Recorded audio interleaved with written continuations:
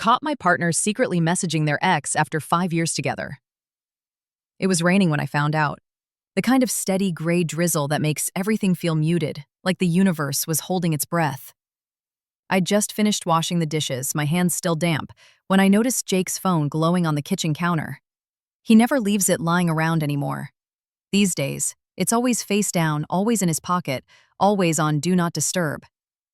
But there it was, vibrating with a notification. A name I hadn't seen in years. Lindsay. I froze. My heartbeat thudded in my ears, loud enough to drown out the patter of rain against the window.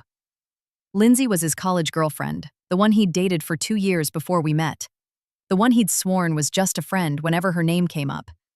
"We don't even talk anymore," he'd said last year when her Instagram post popped up on his feed. Ancient history, babe.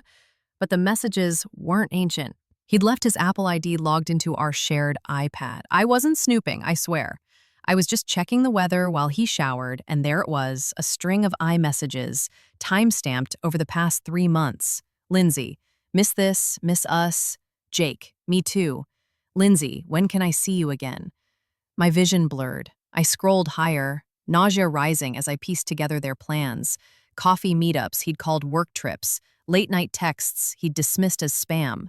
My hands shook when I saw the photo, a selfie of her wearing his blue flannel, the one I'd bought him for our anniversary. The caption read, "Still fits, squam." The shower cut off upstairs. I dropped the iPad like it had burned me. It's funny how betrayal sharpens the smallest details. The way the steam from his shower crept down the stairs like fog. The smell of his citrus body wash, suddenly cloying. The creak of the bathroom door as he called out. "You okay down there?" No. No, I'm not okay. When I confronted him, he didn't deny it. Just stood there, towel around his waist, water dripping onto the carpet, while I screamed myself raw. "It's not physical," he kept saying. "It's just nostalgia. She's going through a rough time." "So am I wanted to yell. "So are we."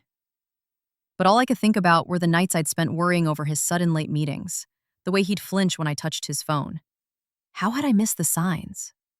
Or worse, had I seen them and pretended not to? He swore it was over. "I'll block her. I'll do whatever you need," he pleaded, tears in his eyes. But his voice felt far away, like he was speaking through glass. That was a week ago. Now, I'm sitting in our guest room, my room, staring at the suitcase I've half packed. His apology letter sits unopened on the nightstand. Every time I try to decide whether to stay or go, my mind fractures. 5 years.